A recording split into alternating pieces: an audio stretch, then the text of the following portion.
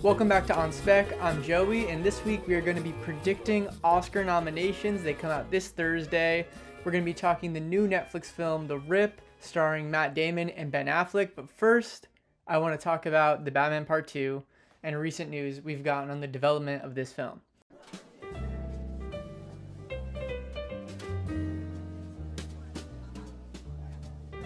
So I guess getting right into it, the long-awaited, I guess at this point, sequel to Matt Reeves' The Batman starring Robert Pattinson. We're finally getting some news. It's supposed to enter production this year, and we're getting some big and very interesting castings.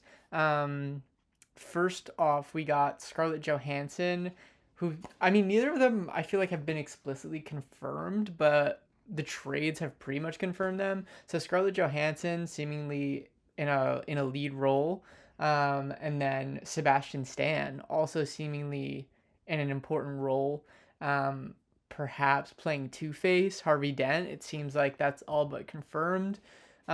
We had also heard about Brad Pitt playing a character who was like a father type of character, and then him passing on the role, but I would guess that they're probably still going to be casting that type of role, and I think that gives us a pretty good idea of what's going on here.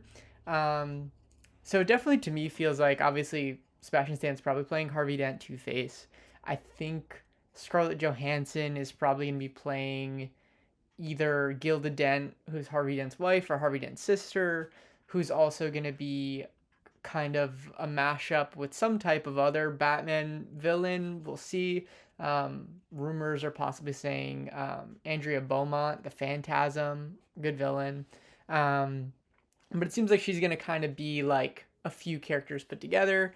I'm guessing that, maybe the Brad Pitt type character would be pulling on Harvey Dent's father from the comics and stuff, which I think is setting up a very interesting story here. And I think these castings also tell us a little bit about the direction of the movie, because to me these feel so different than the cast of the first film. You look at Paul Dano as the Riddler, Colin Farrell as the Penguin, John Turturro as Carmine Falcone, kind of like more freaks, you know what I mean? Like more freak villains in a sense. Amazing actors. I'm not calling the actors freaks. Amazing, immaculate actors. But it feels like we're dealing with more polished characters, which feels at first was kind of like a totally weird feeling for me as a fan. I was like, this feels so different from the first movie. But I think what it speaks to is going to be a focus on Bruce Wayne in a way that the first film kind of ignored Bruce Wayne, and that was the point. He was so into the Batman persona. And I think we're going to kind of get into more of the world of the Gotham elite with this movie. And so like seeing those two kind of clashing sides of Gotham and two clashing sides of Bruce's psyche is going to be super cool. Returning cast, Colin Farrell's supposed to be back as the Penguin in a small role. I can definitely see him being the one to, if you know the comics, like splash the acid on Two-Face, or Harvey Dent, turning him into Two-Face. Barry Keoghan as the Joker is rumored to come back. I feel like we don't have explicit confirmation on that. Also he's going to be shooting the Beatles biopics for probably most of the year, so I'm not sure how big of a role he would have even if he was in it. Zoe Kravitz as Catwoman, not supposed to return, which is kind of a bummer. I feel like she's such an important part of that first film. I'd love to have her back in some kind of capacity. I feel like it'd be cool to have Paul Dano as the Riddler for like a Hannibal Lecter type of scene where like Bruce has to go to him. I'm excited for this film. I'm excited to hear more. I'm excited to obviously have kind of I'm talking only about the villains, but Robert Pattinson's back. Presumably Andy Serkis is back. Presumably Jeffrey Wright is back. It's just an amazing cast. I really love that first film. I'm so excited for the second film. And kind of beyond the casting, what I want to talk about this film before we kind of get into the rest of the episode is the very interesting situation that Batman is in. Obviously, last year we had James Gunn's Superman kicking off this new DCU.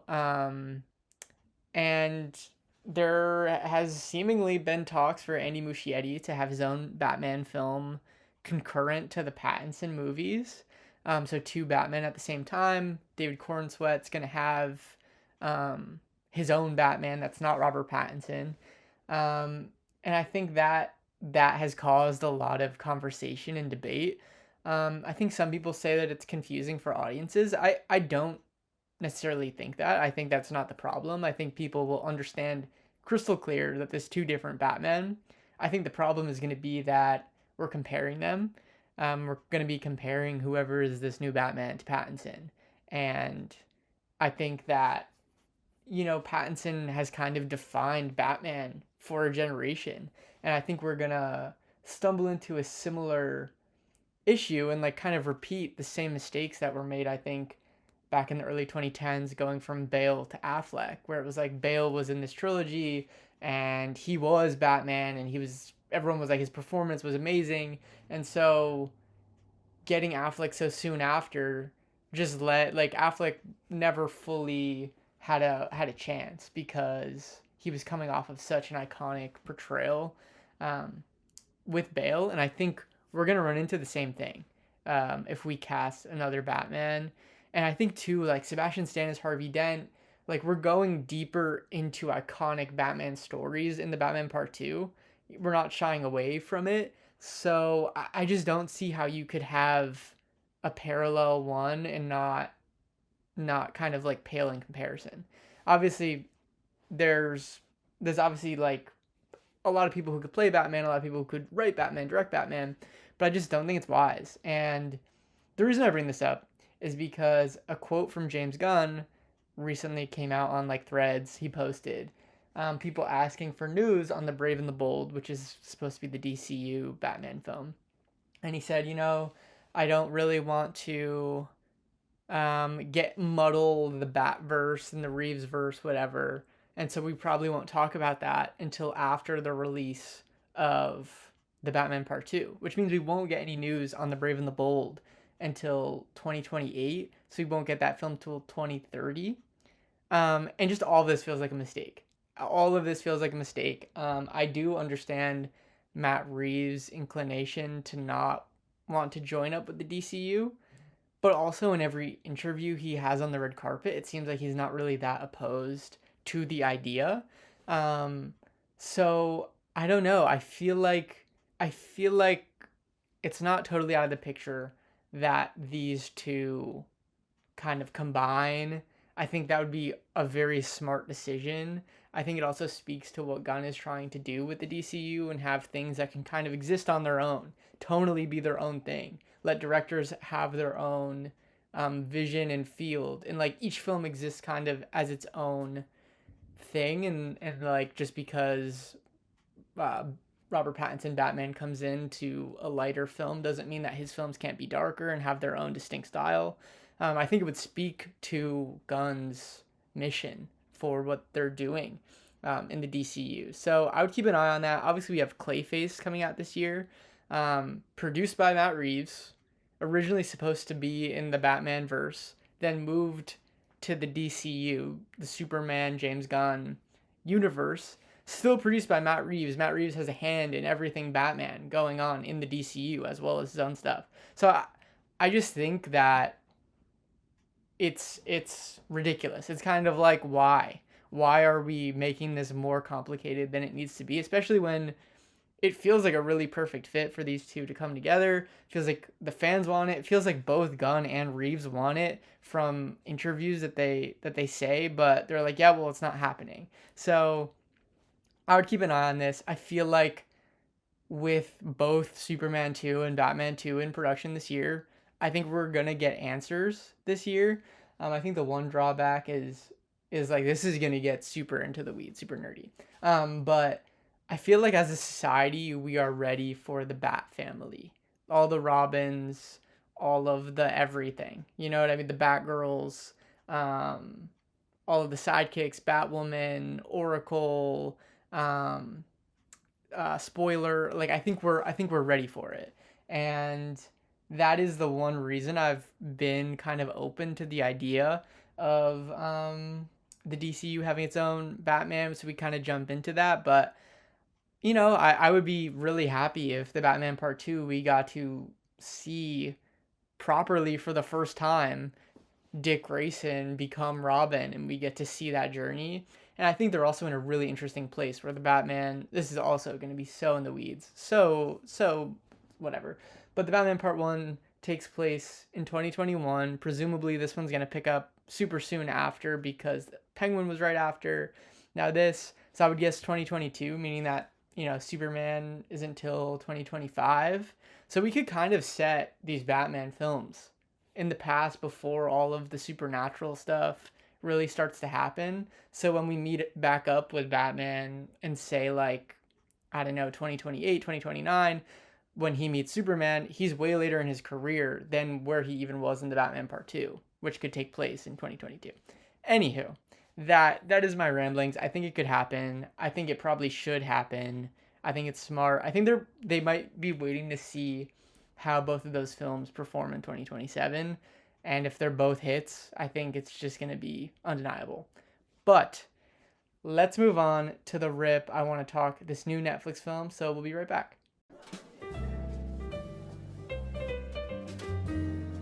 Okay, so The Rip is a new crime thriller film starring Ben Affleck, Matt Damon, out on Netflix now, under their production company, Artist Equity.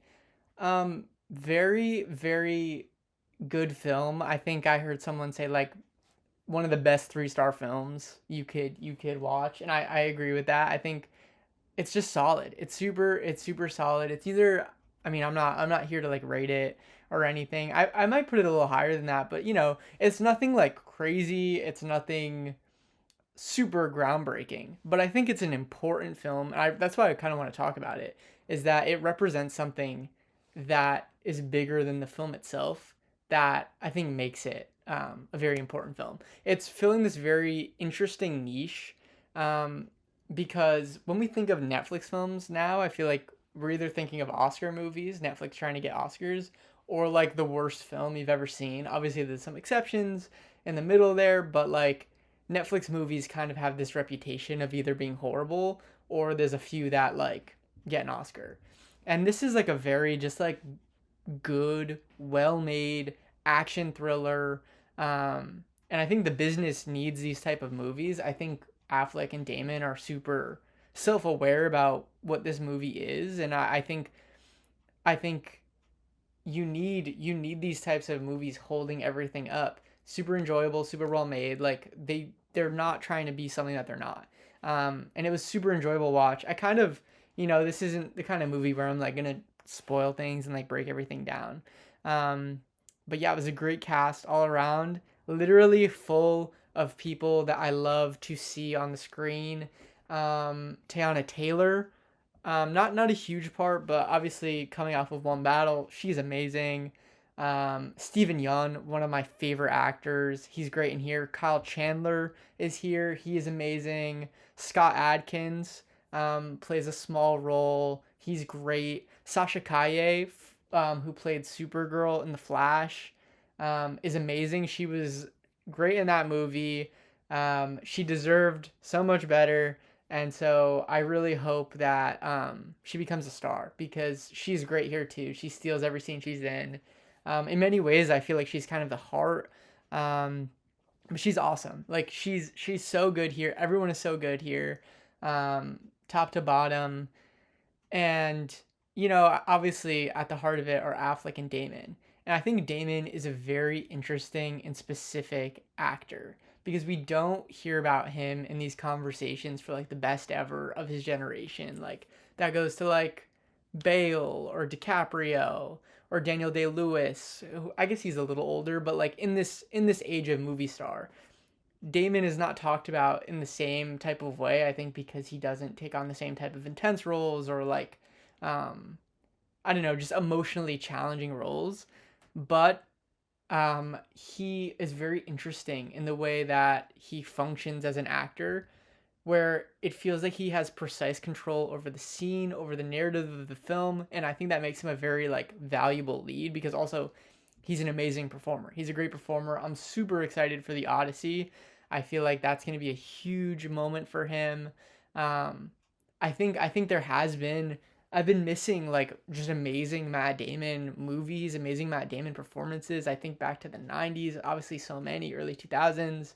Um, Talented Mr. Ripley, Good Will Hunting, like they just go on. He's amazing. And so this feels like a bit of a Damon sans. Obviously he's great in the Ocean's films.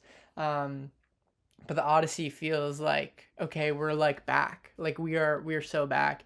And then this is just a great display of like why he is a great functional actor, and like he's able to hold a movie together in this kind of way and bring the performance necessary to elevate the material. Same with Affleck elevates the material, same just like Damon. And like he's a great foil. I kind of love him in the supporting role. Obviously, like the two of them have a long history, um, and they're great together. They're electric on screen together, and I think that's definitely a huge win for this movie. Those two, but really the whole cast elevate this material to feeling like something more special. Um, it was a bit predictable. I don't want to get into like you know, spoilers on who is what and everything. I feel like I knew I had like a firm grasp on everything that was happening while it was happening. So when the reveal hit, I was like, yes, I was tapped in from the second this happened. But that's not the worst thing. I mean, like, I think it didn't like impede my enjoyment at all. I was just like, okay, like I see what's going on. I think too I would definitely bring up comparisons to The Departed, obviously amazing film, another amazing Matt Damon performance. But Matt Damon has kind of like settled into this likable guy performance. Um, and like it makes me think of kind of when he's been more villainous, like Interstellar, The Departed.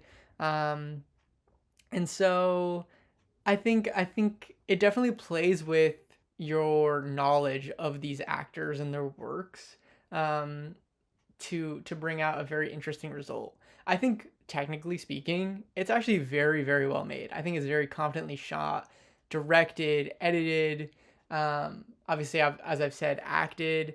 It doesn't undercut itself. The tension isn't undercut. I was surprised by how seriously it took itself, which I think worked well. It helped me be immersed in the film.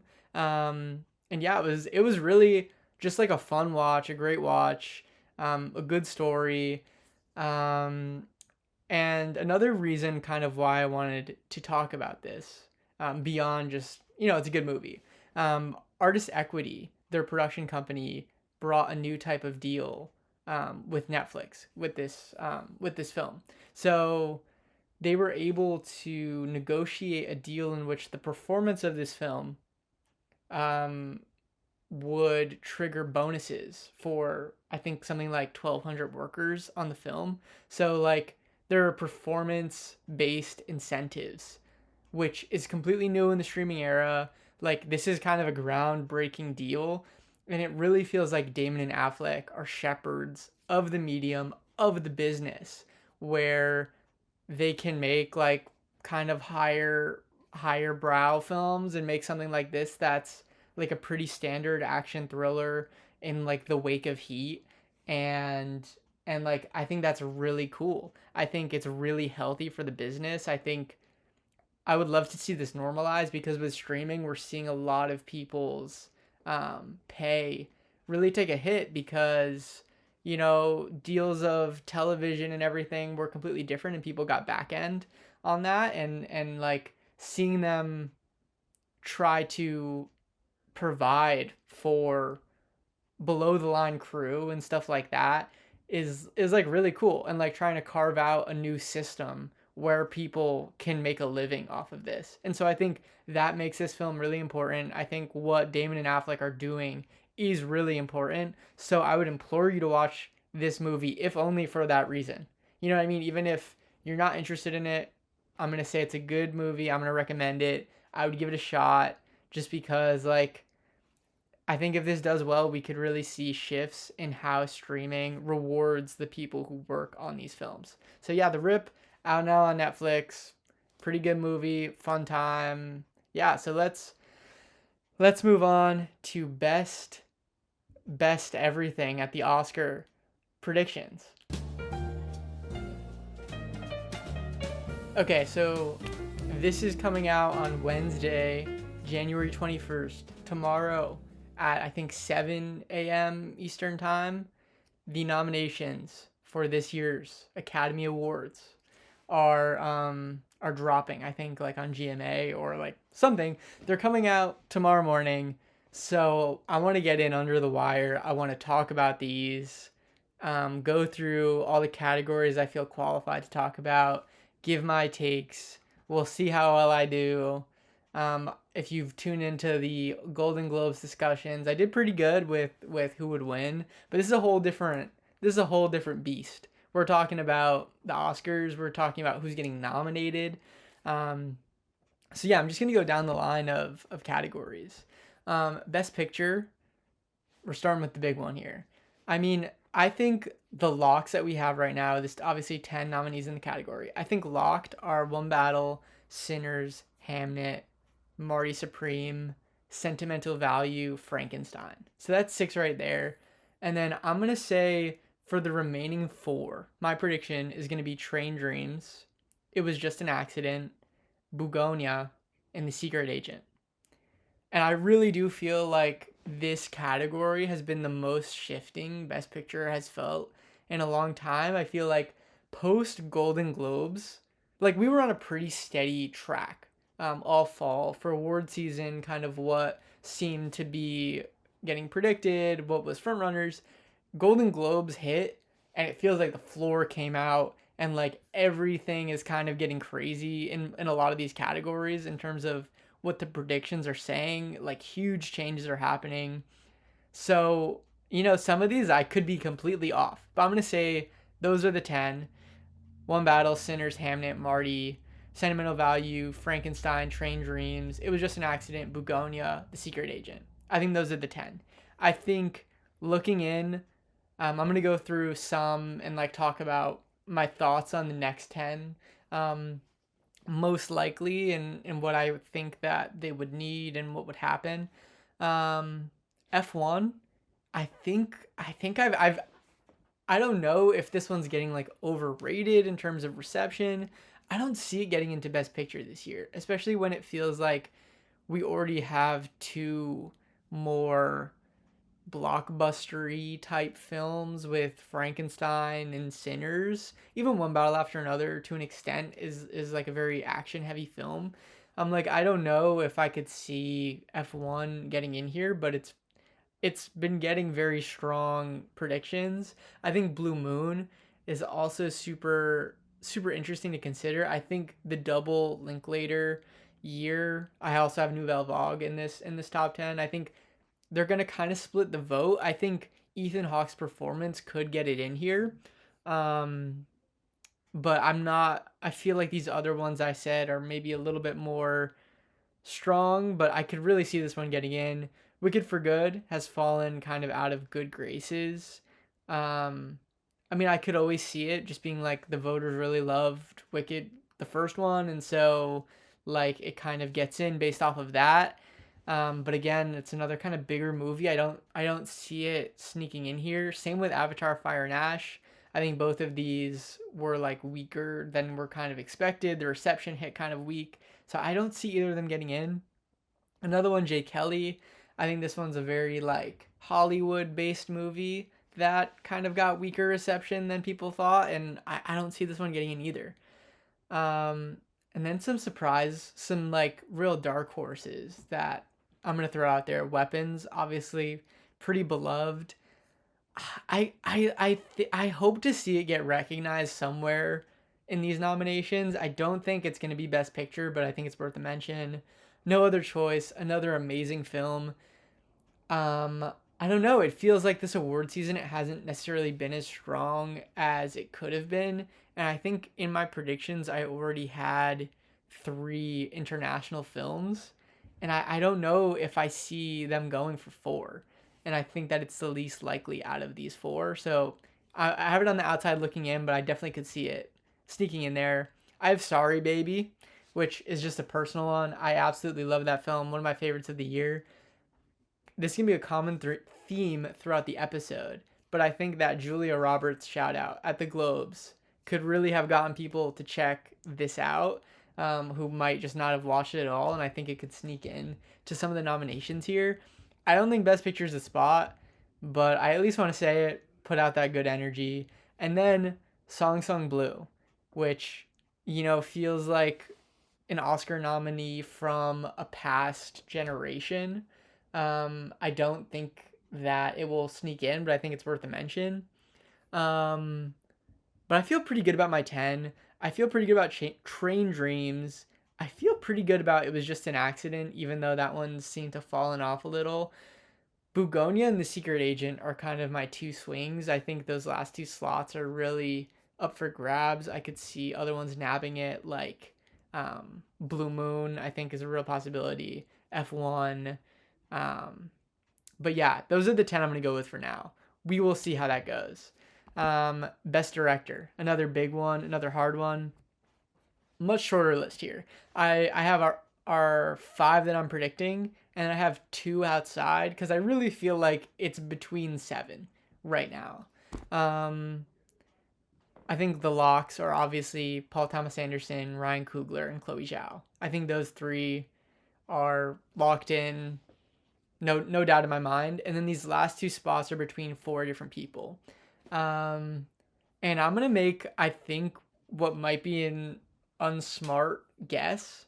In many ways, they feel like the least likely 2 of the 4. I'm going to say Jafar Panahi for It Was Just an Accident. I'm going to predict that gets a little bit stronger reception than we think. And I'm going to say Josh Safdie at 5, which I think might be my biggest swing of the whole predictions here. I think Marty Supreme is pretty on fire. I think he can really sneak in. I don't know. I see it. I feel it. I feel that momentum. That movie is amazingly directed. I don't know. I think it really could happen. On the outside, I have Joaquin Trier for Sentimental Value. That one I think is pretty likely. I really see a world in which that one gets into the 5. I think they will probably do, out of the remaining 2 slots, one person who did one of the international films and one like American director.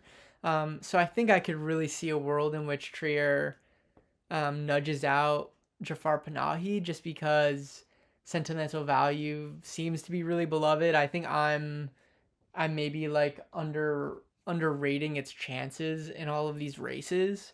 But I kind of want to be bold. I'm gonna say Panahi and Safdie, and then Guillermo del Toro, which also feels like he's kind of a shoo-in anytime he has a movie to get into Best Director. But I think Frankenstein is gonna be a little bit softer here than people might think. So I'm gonna put Josh over him. I think that's my boldest one. I really do see a world in which it's PTA, Coogler, Chloe Zhao, Joaquin Trier, and Guillermo del Toro. But I went with Panahi and Safdie because you gotta take big swings. I think at least one of my 2 swings there will be right. So we'll see. Best Actress. This one is another absolutely crazy category. I'm gonna start with my 5, and then I'm gonna get into who I think's on the outside. Jessie Buckley obviously is locked. I think post Golden Globes, Rose Byrne feels like she's gotta be here. That is like one of my favorite performances of the decade. She is amazing in that film. I feel like her momentum is so good right now. I think Chase Infinity has to be here. I recently rewatched One Battle. She's excellent in that film. And I think there's a lot of love for that movie. And I feel pretty comfortable she's going to get in. And then I'm going to say Renate Reinsve. Post Globes, I've heard people kind of like leaving her out of the conversation. But I don't know. I feel like she's really strong. I feel good about her being here. I think sentimental value is well liked. I think especially the acting in that film is gonna, be very like fierce competition. So I think she's gonna be here. And at 5, I'm gonna say Emma Stone. I think Emma Stone is also going to get in. Just because like she's so beloved within the Academy, and I love her performance in Bugonia. I think in some ways it feels like that film didn't fully connect with audiences and critics, maybe the same way it did with me. But I do think that we're gonna see a Bugonia push. I think getting into Best Picture is also a big prediction, but I feel like there is a wave of Bugonia love, and I think that she's gonna be able to get in here personally. Um, on the outside looking in, I have Amanda Seyfried for The Testament of Anne Lee. I think that one's just been a little soft. I think an issue is just gonna be people don't see it. There's so many movies to see, and I don't know if everyone's gonna watch it. Kate Hudson could get in for Song Song Blue. I don't fully see that one. Again, I have Eva Victor. Again, I think that they're incredible in Sorry Baby. I think this Julia Roberts shout out hopefully will get people to watch that movie. I would love for them to get in here somehow, because their performance is so good. Tessa Thompson for Hedda, it feels like she's kind of fallen out of the conversation. Same with Jennifer Lawrence for Die My Love, amazing performance. Cynthia Erivo, I think, feels like the least likely out of these other people I've named. It feels like Wicked again just has been a lot softer. So yeah, I'm pretty happy with my 5 here, but I really could see one of them being swapped out. Um, Either probably Renati or Emma. I could see a snub there, but it's so competitive. There's so many amazing women in this category, and so I think I'm pretty comfortable with Jessie, Buckley, Rose Byrne, Chase Infinity, Renati Rensfay, Emma Stone. I think that's the 5. Best Actor. This is another tough one. I'm just gonna go through my 5. I think Timothy's in. I think Wagner Moore is in. I think Leonardo DiCaprio's in. I think Michael B. Jordan's in, and I think Ethan Hawke's in. I think those are the 5. I feel pretty good about all of them. They feel like the 5 guys who are getting nominated and winning throughout this whole season. It feels like they're all kind of winning these awards pretty equally. Um, I have Jesse Plemons on the outside. Um, I love him in Bugonia. Might also just be personal bias, but I feel like he could be a sneak in here if Bugonia is well liked among Academy voters. And I also have to give a shout out to Joel Edgerton. I felt like he was locked in there for a minute, but there's just so many amazing performances this year. But I could see a world in which he gets in. But I feel pretty good about those five guys. Best Supporting Actor. This one felt wide open for a bit, and now I feel like this one might be the most like certain I feel about a category in this whole thing. I'm gonna say Stellan. I'm gonna say Benicio. I'm gonna say Jacob Elordi. I'm gonna say Sean Penn. I'm gonna say Paul Mescal. Those feel like the 5. Those are 5 out of 6 from the Globes. I think on the outside is Sandler for Jay Kelly. I don't think has the strength to get in with these 5. I think Delroy Lindo from Sinners, amazing performance. I love him in that movie. I think he's on the outside. Miles Caton in Sinners, I think, is on the outside. And Billy Crudup for Jake Kelly is a dark horse. He has a small role, but that's one of my favorite performances and scenes of the year. So I need to give him a shout out. But this one feels locked down. It feels like it's going to be Stellan Skarsgård, Benicio del Toro, Jacob Elordi, Sean Penn, Paul Mescal. But I could see Sandler or Lindo getting in. We could see that Jay Kelly or Sinners Love in this category, because it breaks my heart. I'm like, I don't even know who to put in here if you were to ask me my own opinion, because there's just so many amazing people here. But Lindo not being in this category feels pretty criminal. Best Supporting Actress. This one is really hard. This one is really challenging. I feel like our locks. We have 2 locks, and then the other 3 feel very open. I'm gonna say Teyana Taylor for One Battle and Inga Ibsdottir Lilius for Sentimental Value. They feel the most certain to me. And then my other 3 in the 5 right now, I'm going to say Ariana Grande, Wicked for Good. I'm going to say Amy Madigan as Aunt Gladys in Weapons. And then in the 5, I'm going to say Odessa Azion for Marty Supreme. I think that's where I'm at right now. That's where the buzz kind of feels at. It feels like Odessa. I mean, obviously she's amazing, amazing, amazing in that film, and it feels like she worked her way in. Just the timing of Marty Supreme, it feels like she got in here, kind of like off surprise. So that's who I'm gonna say is there in the 5. Um, I think on the outside I have Wumi Mosaku for Sinners, who I think probably should be here. I'm feeling uncertain about it after the Globes. I think I could see her being there over Odessa or even Ariana. That might be my surprise prediction, is that I could see Ariana getting left out. But I could really see Wemi getting in here. Elle Fanning for Sentimental Value is another good shout, but I think where the 5 is right now, I don't fully see her getting in. And then Regina Hall for One Battle, amazing performance, but again, I don't fully see her getting in. So where I'm at right now, I'm gonna be a little bold. I'm gonna say Teyana, Inga, Odessa, Ariana, Amy Madigan, and then I think Wunmi probably should be here, and I really could see her there and hope that she gets in. But that's kind of where I see it right now. If Thursday morning we hear Wunmi Masaku after getting snubbed at the Globes, I'm gonna be so excited. Um, but yeah, that's where I'm at with it now. Okay, so now onto the screenplay categories. I feel like original screenplay feels pretty wide open. Maybe I'm just not tapped in. Um, but I think the lock is Sinners, Ryan Coogler. Um, I think Marty Supreme feels like it'll get here. Ronald Bronstein, Josh Safdie. It feels like Sentimental Value is another one that will be here. And then I think the last 2 are pretty open. I'm going to say in my 5, I'm going to say It Was Just an Accident, Jafar Panahi. And then this is my big one of the day. Sorry Baby, Eva Victor. I think this is where they're going to get in. I think the screenplay is the best part of that movie.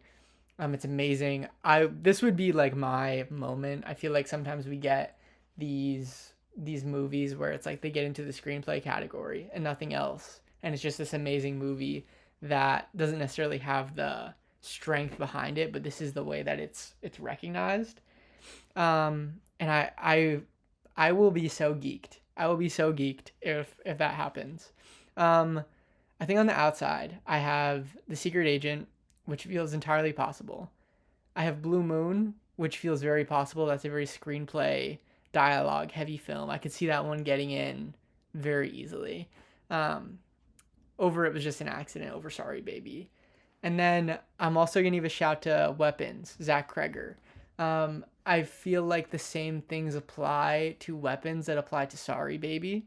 That it's this movie that feels like this might be the one spot to recognize it. It's kind of outside of the typical race.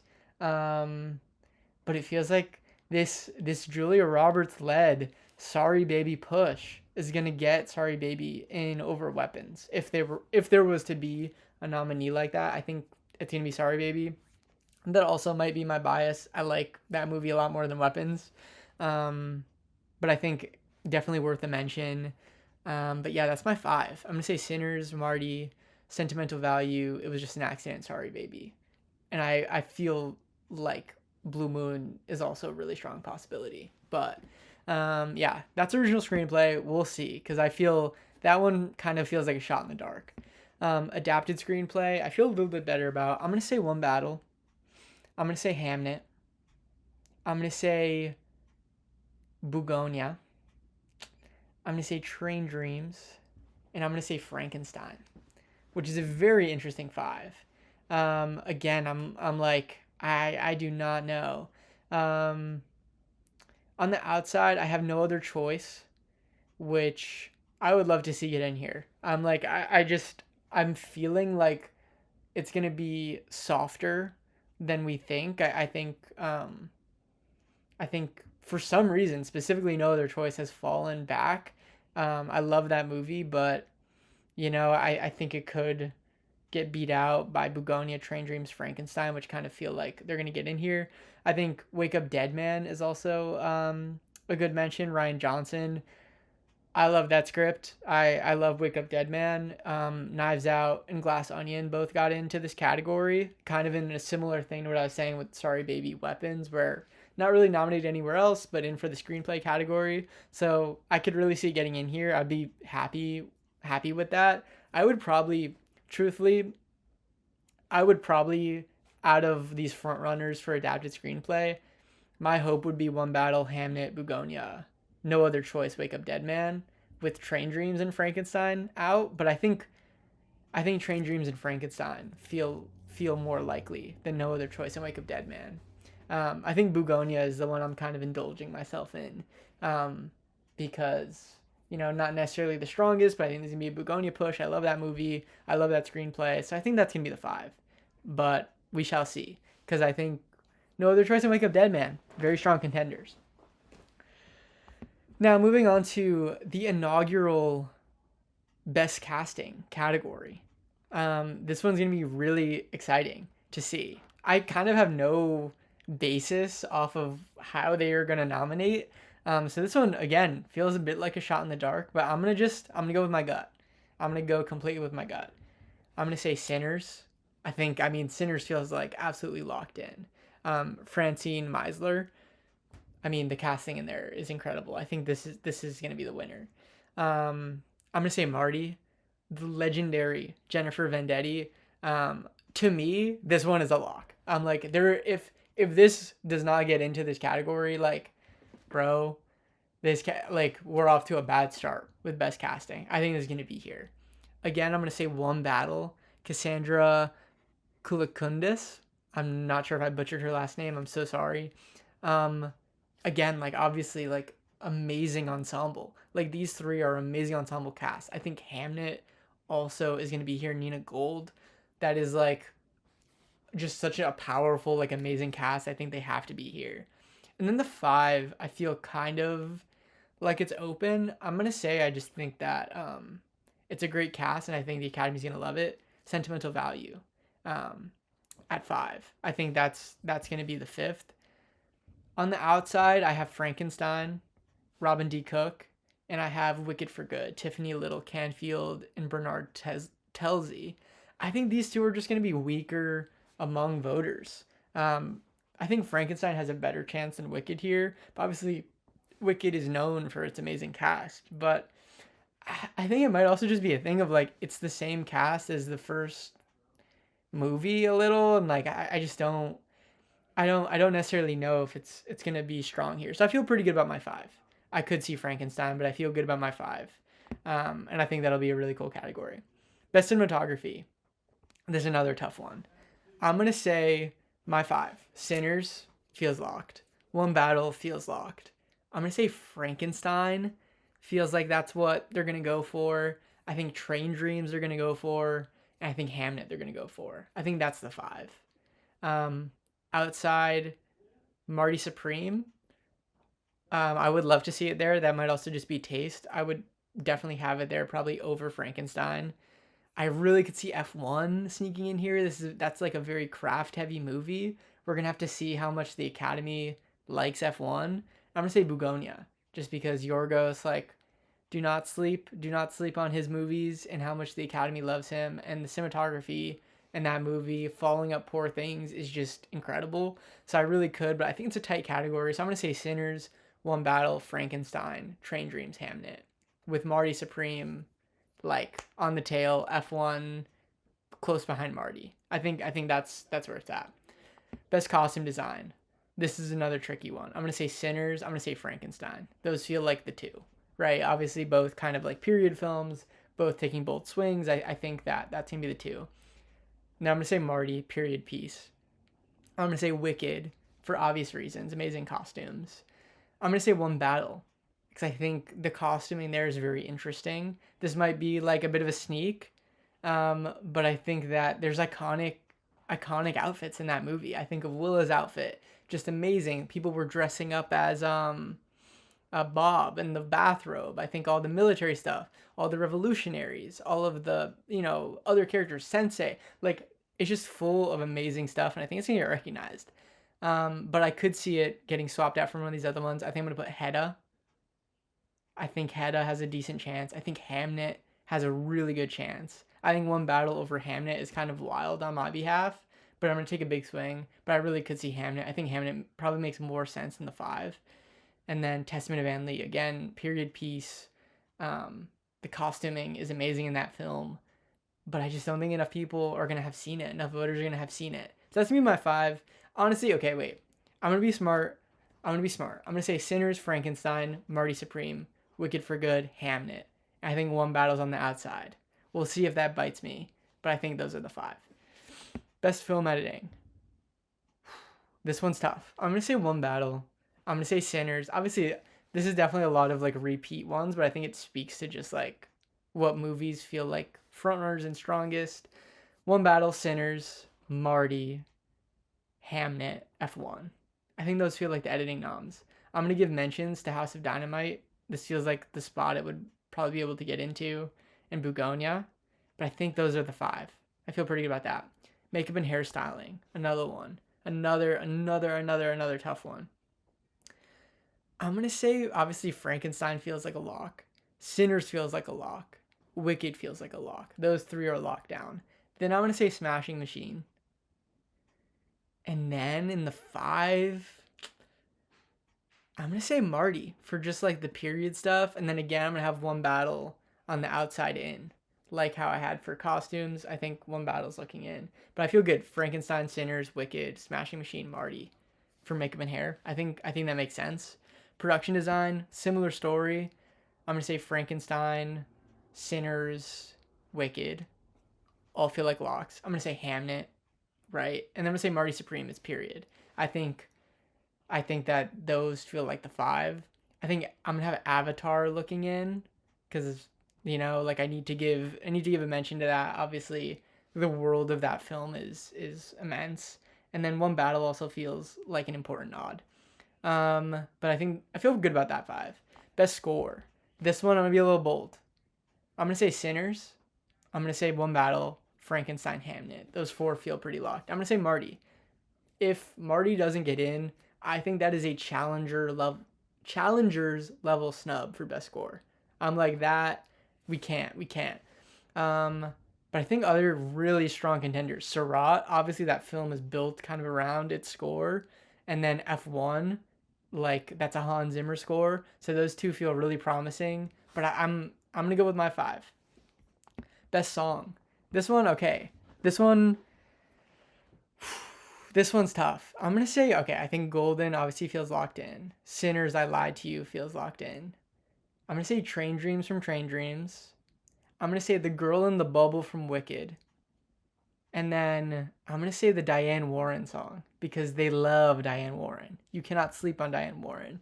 I think that leads me to snubbing No Place Like Home, Wicked for Good, which doesn't feel great. Like Cynthia completely shut out, especially after last year. It was like, oh, she'll get the Oscar next year, and it feels like she might not get nominated in Best Actress or Best Song, but I think that might be how it's gonna go. I think the Miley Cyrus Dream As One song from Avatar, I'm also going to leave out. But yeah, I feel good about this 4. This 5. I think these 5 are going to be the 5. It is a little sad. I think K-Pop Demon Hunters and Sinners both have better songs. I think Last Time I Seen the Sun, I like more than Lied to You. I think the final song from K-Pop Demon Hunters is a lot better than Golden. But I think that's the 5. I think that's the 5. Best sound. F1 feels locked. This is, I think, F1's like one to lose. I think Surratt is locked. I think this is where it's gonna really hit. Sinners feels locked. One Battle feels locked. I'm gonna say Avatar. I think Avatar feels really strong here. I think that's the 5. I think from the outside we're looking at Frankenstein. I think we're looking at Wicked, and then Springsteen. Music biopics often will get into best sound. But I feel pretty good about F1, Sinners, One Battle, Surratt, Avatar but I could see Wicked and Frankenstein swapping out with one of those. Best VFX, I'm gonna say Avatar. I'm gonna say F1. Actually, on the fly, from what I wrote down, I'm gonna change. I'm gonna change what my predictions are. I'm gonna say Avatar. I'm gonna say F1. I'm gonna say Frankenstein. I'm gonna say Wicked, and I'm gonna say Sinners. To me, that's the 5. I swapped out Superman for Sinners. I initially didn't have Sinners in here, but I don't know. I think that that's how it's gonna go. I think Superman's not gonna get in here. So I'm gonna have Superman, obviously, first one looking in. Honorable mentions like Fantastic Four, Tron, Jurassic World, but I think it's gonna be that 5 with the chance of Superman. Avatar, F1, Sinners, Frankenstein, Wicked. I think that's the move, and maybe Superman. Okay, we're getting to the end here. Animated feature. Again, I've only seen 3 animated films from this year, so I'm gonna say all 3 that I saw. K-pop Demon Hunters, Zootopia 2, Elio. All feel pretty guaranteed to me. I'm gonna say Arco, and I'm gonna say Little Amelie or The Character of Rain. These feel like the 5 that make sense. Obviously, I have to mention Demon Slayer. I think that would be a huge surprise, but I could see it happening. But that's where I'm at with that. And then the final one I'm gonna predict: Best International Film. The Secret Agent. It Was Just an Accident. Sentimental Value. No Other Choice, and Sarat. I think that's the 5. The Voice of Handrajab. I don't know. I feel like I could see it replacing No Other Choice, but I think where everything is at right now, I think that's the 5. I think that's really the 5. I'm not going to predict documentary short, documentary, animated short. I think those are the only 3 that I'm forgetting. I'm not gonna predict on those just because I'm not familiar with the films. But I think that's where we're at. Let's see. Tomorrow morning we're gonna see how much I got right, and it's gonna be a trip. But with that, let's move on to what I've been watching.